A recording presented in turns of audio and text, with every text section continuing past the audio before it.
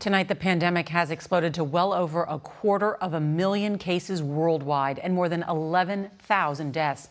Thousands of Americans want to get back to the U.S. but can't.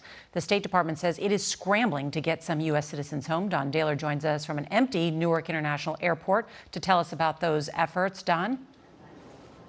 Empty indeed, Nora. It's safe to say that pretty much every major city in the world has American tourists trying to figure out how to get home before it becomes impossible to do so.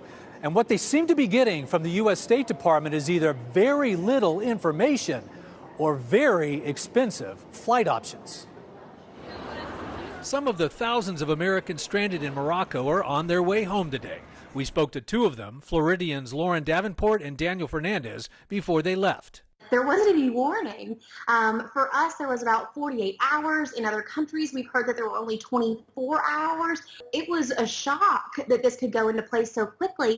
Last night, the U.S. Embassy in Morocco sent word that anyone wanting to leave could get a seat on a charter flight connecting through London for $1,485. In some cases, that's twice what their original ticket cost. El Barchidi says his family of three can't afford it. It is ridiculously expensive. So for three people, we're going to be talking about 3,000-ish. In Peru, 7 students from Augusta University are among more than 1,000 trying to figure out how to get home. 8 o'clock on Sunday, the president came on and announced that he had 24 hours to leave Peru before they were closing all the borders. But there were no flights available. They're hoping to get word from the U.S. State Department on what to do now. We're going to work to get people back. We're urging individuals when they can get back on their own. They traveled there on their own. When they can get back there on their own, they ought to try to do that. Lauren Davenport summed up the feelings of thousands.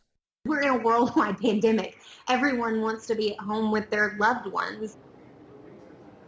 President Trump said yesterday that he will likely enlist the services of the U.S. military to get those people out of Peru. And Nora, we can report that sources within the Pentagon tell CBS News that they are working on such a plan.